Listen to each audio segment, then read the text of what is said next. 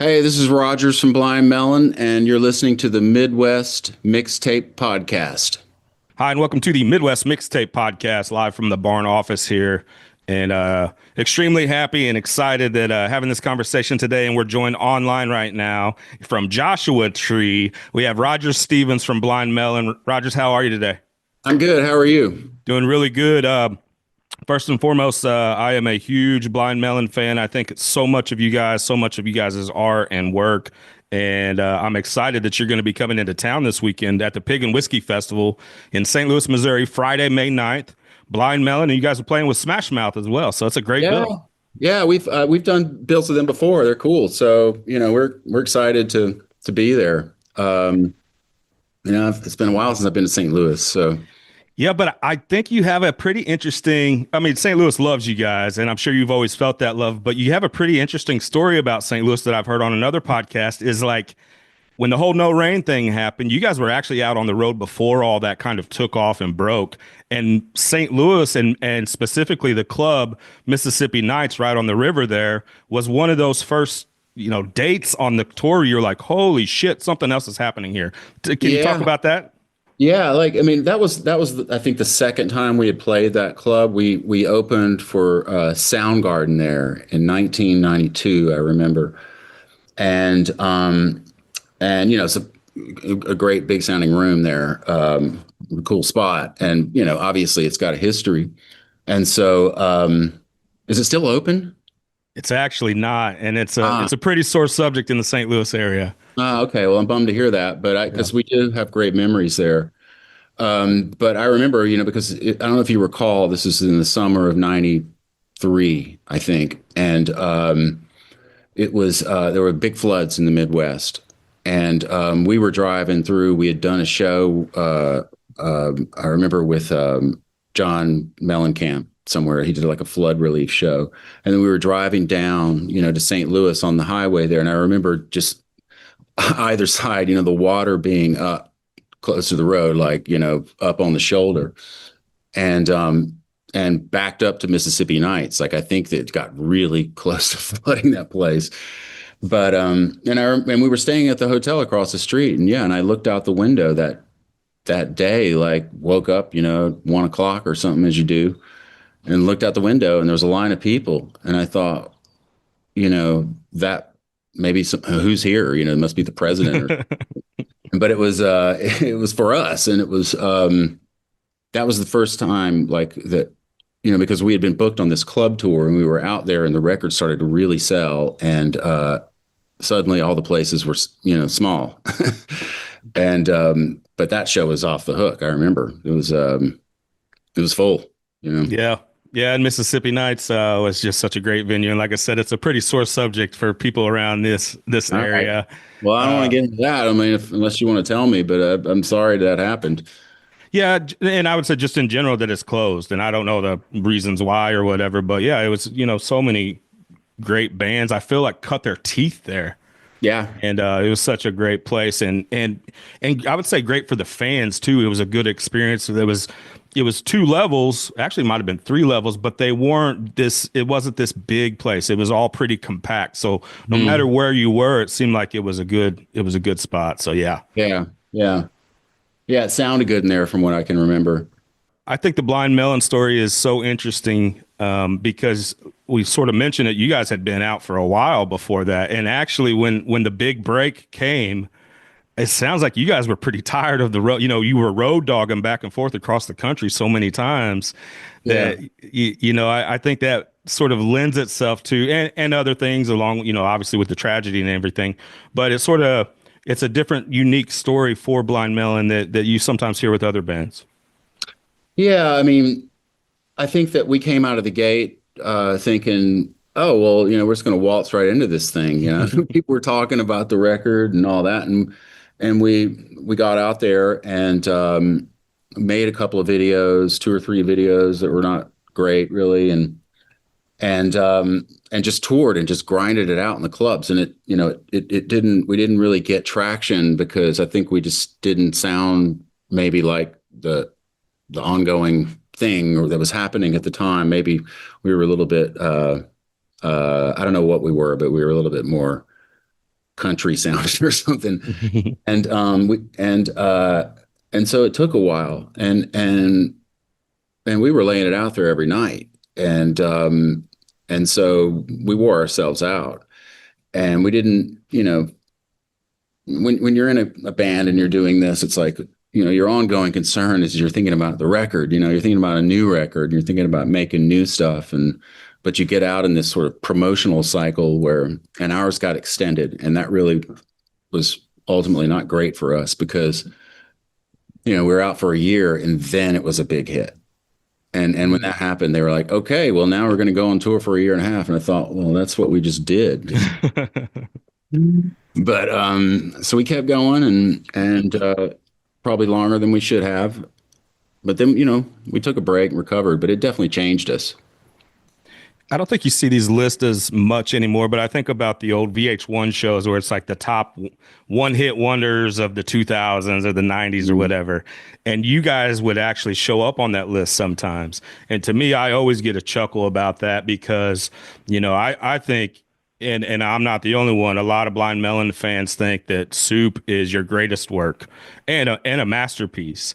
When you would see your name show up on a list like that or get called a one hit wonder, did that give you a chuckle? Did it give you a little bit of resentment? Did it anger you? Well, I don't know if we ever really thought of ourselves as like a hit singles band, really. Anyway, so to have one that is like that one, which is, that's not just a hit song. That's like it's bigger than a hit song in a way. It just keeps going. But so, one is better than none, I guess. It's not my focus necessarily. I mean, of course, I do love hit records and would love to have more hit records, but I don't really, if you chase that, you're already done. So it's not the way I think that it's not our best mindset for songwriting. But hopefully. Yeah, I think, hits are you do what you do, and if you do it well, maybe your thing will align with the zeitgeist, and you'll and it'll be a hit. But otherwise, you're already late if you're chasing what's on the charts. Is there any truth that it was actually like the third or fourth single that you guys had planned to release or released? We did release, I think, 3 singles before that went to radio before No Rain. We put out Tones of Home was first, I think, or Dear Old Dad. And then we made a video for those 2. And then I Wonder, we did a video for that one. And then we did No Rain. And that one was, is what took off. But we made another one after that for Change, which I always thought was a more natural sounding hit song to me. It was that song's to me is timeless. So I guess I was surprised we would have thought that would have done better, but I think by then people were tired of us. We'd been out there. The record had been out for a year and a half when they released it. And that was really the mistake, I think. Like, we should have gone back into the studio then. Would you rewrite some of that early stuff early on? Not the actual work, but just sort of the plan and how things happened. Yeah, like how we did like our business. Yeah. Hindsight and all that. It's like we were, I mean, we thought we knew who we were, and we stood up for ourselves. And we had some good people working with us, but, you get asked to do a lot of things you don't want to do. And then if you say no, then you're difficult. And we were just talking about this last night, about a big act that we got asked to go on tour with to Australia. And we said no. And looking back on it, that was like a dumb decision, like why would we do that? But I don't know. We were young. Somebody hands you the keys when you're 21 years old, and you're going to drive it in the ditch one way or another. Do you feel like after Shannon passed, did it feel like a sense of that you guys didn't get to fully write? And I know you're obviously still doing things, but for that, I guess that time, you didn't get to fully write your own story, and sort of it became etched in stone at that point. Listen, the third record we were going to make, we were definitely going somewhere, and it would have been good. I know that. I mean, like, I feel like we got sort of almost there on the Soup record, and that we were, but the way it was starting to come together, and personally within the band, like for the last, maybe 4 or 5 months that Shannon was alive, we had really come together. Like we had resolved, the lingering issues that happen when, something, gets happens like what happened with our first record where it gets big and then you have to like, oh wow, there's a lot of other things we never thought about, because of that. So we worked through all that stuff and we were aligned. And we had, there were songs that were like kind of being, introduced slowly in that period, and just hearing the stuff, we thought it's going to be, the next one's going to be great. We're excited already to do it. And we thought the Soup record was good. and but when it came out, it just it sort of, I think, caught people sideways. Maybe they weren't expecting that, but we never even thought of that. So for us, it was like, this is what we are now, and here it is, and just happens to be difficult. Talking about the Soup record, I think the majority of the band at that time maybe moved to New Orleans. Is that Yeah, right? yeah, And you can definitely hear some of that, especially even the intro, right, where you have all those horns. But it was yeah. I would say a much sort of darker sound and sort of heavy in a lot of ways. That those horn sections, that like that stuff. I would sit out on my front porch and, in the uptown district in New Orleans, and the funerals happen, like, these jazz funerals, and they'll come right by your house, and, 10 o'clock in the morning on a weekday. And so, just randomly, and I was just so impressed by that. And so like wrote that stuff, wrote those, it's really that horn part, and the part on the end is really the song Lemonade, you know, Mm. I that was the song. And then we got these guys. This is Kermit Ruffins, who became very big and prominent in New Orleans as a horn player later, in the years that followed. But that's basically the Rebirth brass band with Kermit is, and they all pulled up in a Toyota pickup truck, like tubas and bass drums in the back and stuff. And it was on Thanksgiving Day. And they came in, and Andy Wallace conducted them. I'll never forget that. It was really, really amazing experience just to hear that, because all I had was the melody of that song Lemonade, and I sing it to Kermit, and they made that, Wow. yeah. Can we Uh, talk about the song Skinned?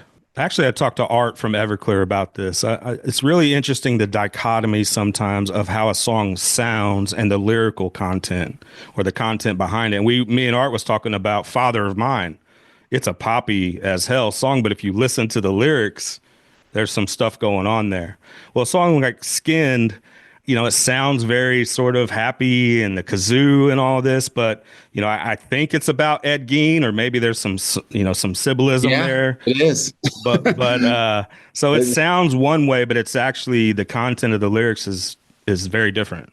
Yeah, I think that happened, and it was really on a lark, like, but Shannon read a book about that, had stuff in there about Ed Gein. It's like a serial killer, but yeah, and we had this song that Christopher had laid down in a hotel room with like a banjo and an acoustic guitar and the kazoo, and that was it. And we tracked it again at Kingsway live, and but yeah, I agree with you on that, and I think that's one of the things that Shannon did, because our sound could be, if you didn't know what the songs were about, it might sound almost optimistic at times, but I don't know. There's a lot of optimism to be found in Ed Gein's story, other than the fact that he's dead, thank God. But that was that was yeah. I hear you on that. There's a few tunes that he did that I got that sense from as well. He had a Yeah. sense of humor, you know. I mean, we all did. I mean, I think that, you know, a lot of bands were staring at their shoes and complaining about their dads, miserable. Yeah. Uh, but you know, we like to have fun. Well, yeah, and I think that came through, like even with the bee thing, which become this, like you said, even bigger than a song. It's like a cultural thing. Chris Farley's dressing up like it on SNL, and it becomes this whole instantly recognizable graphic. And once you see it, you're like, oh yeah, no rain, right? Yeah. But there was always that whimsical sort of tongue in cheek, and like something like Skinned, I think is a good example of that you guys did, and maybe Shannon specifically with his lyrics or whatever would throw some of that personality in there. Yeah. Yeah. I mean, that was him. I mean, that whatever what you see is what you get with him. He was one of those same on and off the stage type people in that way. And yeah, he was a good hang in that way. Like to have fun. There's a lot of practical jokes, things like that. A lot of darkness, you know, also. Um, I think, you know, it's pretty complicated humans in this band. Mhm. So Well, you hear about the super intense personality, and he could be angry at times and kind of come from a maybe not so great life before and got in trouble quite a bit, but his music and his art always seems so heartfelt. So it was almost like a little bit of a contradiction, at least it seems like from an outsider's perspective. What would yeah, you say his greatest, maybe quality was as a songwriter and as an artist? there was no barrier, you know, it's like between his head and what came out of his mouth, including like restraint. I mean, he was the id unleashed, you know, he said everything that came into his mind, it felt like. And, you know, if you do that, eventually you're going to say something brilliant. And but he had a unique gift because I do think that Shannon had, you know, uh, suffered in his life in ways that maybe were, you know, his life was front loaded with it, and maybe it was, uh, you know, more than, you know, many people. It wasn't, and a lot of it was of his own making. You know, he got into trouble, but those experiences, what he pulled from that, what he gleaned from that, and the songs he was able to make from that are universal. I think it's I mean, change is something. If you listen to that song, it's a universal message, and I think that's what great songwriters do, who write bigger than life songs, is they can take whatever nugget of their experience that they're writing about and extrapolate it outward to encompass everybody. And so to make it relatable. And, you know, I think he had a message of optimism at times. And at times, you know, then I think maybe on the Soup record, it got dark, you know. And I think that's the thing that maybe people responded to negatively at the time. It wasn't necessarily comfortable, you know. Is that art in a sense? Like, Well, yeah.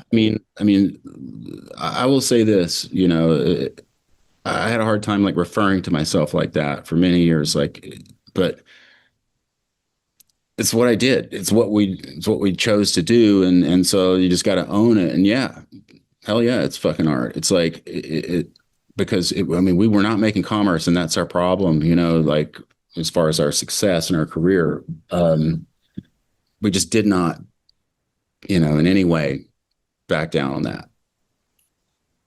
join here with Rogers from Blind Melon, be coming into town. Pig and Whiskey Festival in St. Louis Friday, May 9th. Blind Melon and Smash Mouth and some other great bands as well. Got one more for you, Rogers. You're going to be doing some supporting dates with O.A.R. and one specifically at Red Rocks. And you guys have played Red Rocks a ton. I don't think That's we've never played Red Rocks. Oh, is that right? Yeah, like I was like, we've never played there. Like, yep, you never played there. I would, so we're excited about it. I guess I just assumed you guys had. It seems like a Blind Melon kind of place. Yeah, it does. They're about to find that out. Oh, very cool. Yeah. So that'd be a neat experience, I bet. I've been a few times and it seems like there's something magical in the mountains there. So Yeah, I've never even been, so I'm excited. yeah. I'll Thanks see so you much. there, maybe, right? Yeah, heck yeah, heck yeah. Come say hi this weekend if you're around. I mean, I'm Would love to. Would love to, and I will be around. So okay. we'll definitely link up. All right. Thanks so much. All right. Take care, man. You too. Bye bye.